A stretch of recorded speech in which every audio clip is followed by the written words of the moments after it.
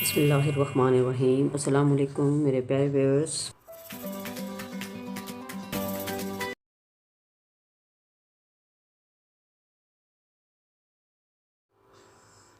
तो जी व्यूअर्स, आज मैं आपके लिए लेके आई हूँ लाल लोबिया की रेसिपी। लाल लोबिया, रेड किडनी बीन्स।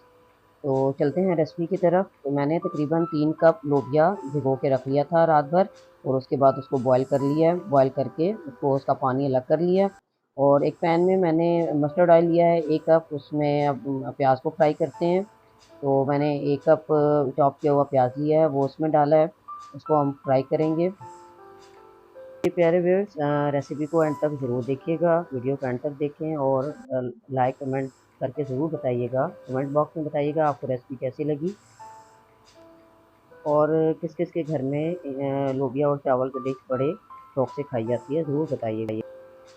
तो जैसे ही प्याज को फ्राई करते हैं, जैसे ही प्याज का कलर जो है वो लाइट सा गोल्डन होने लगेगा, तो उसमें फिर हम लहसुन और अदरक शामिल करते हैं। तो मैंने 2 चाय के चम्मच लहसुन और 2 चाय के चम्मच ही अदरक मैंने कुटा हुआ वो ले लिया है, ये चॉप किया हुआ वो उसमें शामिल किया है।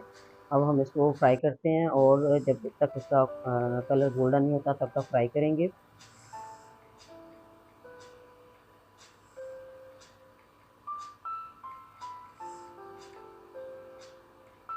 तो आप देख सकते हैं कि इसका कलर जो है वो गोल्डन हो गया है। अब मैं इसमें शामिल कर रही हूँ टमाटर। तो टमाटर भी मैंने चॉप कर लिए थे, ये तकरीबन 2 कप के बराबर हैं। तो 2 कप चॉप किए हुए टमाटर इसमें ऐड करके अब इसको हम इसको अच्छे से इसको कुक करेंगे। तो जब जैसे ही टमाटर का पानी खुश्क होने लगेगा, तो फिर हम इसमें स्पाइसेस इसमें ऐड करते हैं। तो स्पाइसेस में सबसे पहले मैंने कुछ धनिया लिया है, धनिया पाउडर 2 चाय के चम्मच, और लाल मिर्च कुटी हुई, लाल मिर्च पाउडर वो मैंने हिस्बे जायका लिया है। अब अपने जायके के हिसाब से शामिल करें। हल्दी पाउडर और नमक मैंने लोबिया में डाल के नमक इसको बॉयल कर लिया था, इसलिए नमक मैं यहाँ शामिल नहीं कर रही। सिंपल से घर के मसालों से ही तैयार होना है। सिर्फ इससे पकाने का इसका मसाले की सारी भुनाई की बात होती है। अच्छे से मसाला अगर हम भून लेंगे तो लोबिया बहुत ही मज़ेदार बनता है। लोबिया अच्छे से गला हुआ होना चाहिए, और उसके बाद उसकी अच्छे से उसका मसाला बना हुआ हो, और फिर वो पका हुआ हो, तो वो लोबिया बहुत मज़ा देता है। अच्छा, मसाला भून के अब मैं जो मसाले को ग्राइंड कर लूँगी ताकि मेरी ग्रेवी अच्छी सी गाढ़ी ग्रेवी बने। तो मैंने यहाँ पे हैंड ब्लेंडर का इस्तेमाल किया है, उससे मैंने मसाला जो है वो ग्राइंड कर लिया है। तो ग्राइंड करने के बाद हम इसको कुछ देर के लिए भूनेंगे। तो जैसे ही मसाले की भुनाई हो जाती है, घी अलग होने लगता है, तो मैं इसमें दही शामिल कर रही हूँ। 1 कप दही आप इसमें ऐड करें, और दही ऐड करने के बाद इसकी कुछ देर हम इसको उसकी भुनाई करेंगे। दही का पानी खुश्क होने तक हम इसको अच्छे से इसको पकाएंगे हल्की आंच पे। और इसको मैं ढक्कन लगा के अब कुछ देर के लिए इसको पकने के लिए छोड़ देती हूँ। धीमी आंच पे इसको रखना है, हल्की सी आंच पे, दम वाली ना हो और ना ही बहुत ज़्यादा तेज़ हो। तो अब जब देखें दही का पानी खुश्क हो गया है, तो अब मैं जो है इसमें शामिल करती हूँ 2 चिकन क्यूब्स। तो ये टेस्ट के लिए हैं, ऑप्शनल हैं, आप चाहें तो शामिल करें या ना करें, इससे टेस्ट बहुत अच्छा आता है। तो चिकन क्यूब्स ऐड करने के बाद दोबारा इसको अच्छे से इसको जो है ना मसाले की अब इसको भुनाई कर लें। अब जब मसाला समझें कि अच्छे से उसकी भुनाई हो गई है, तो अब इसमें हम शामिल करेंगे लोबिया, उबला हुआ लोबिया।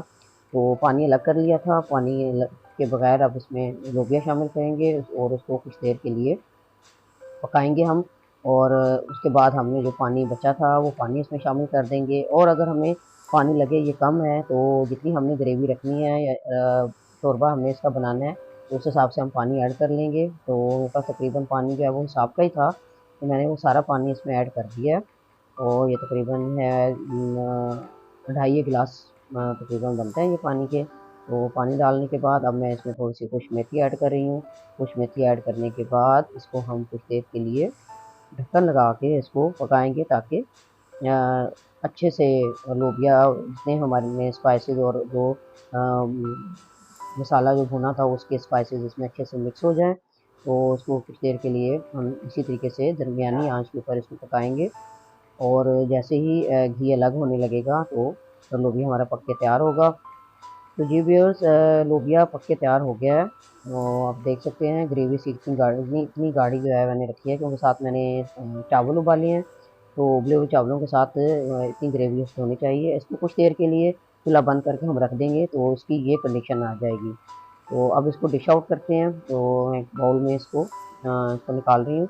उसके बाद इसको आप गार्निश करें हरा धनिया, हरी मिर्च, और साथ ही सैलड के साथ खीरा मैंने लिया है, टमाटर लिया है, और ऊपर से नींबू निचोड़ें। तो ये बहुत ही मज़ेदार लगेगा, और उसको आप उबले हुए चावलों के साथ सर्व करें या रोटी के साथ, बहुत मज़ा देगा। तो चलिए मिलते हैं एक नेक्स्ट रेसिपी में। सब्सक्राइब करना मत भूलें। अल्लाह हाफिज़।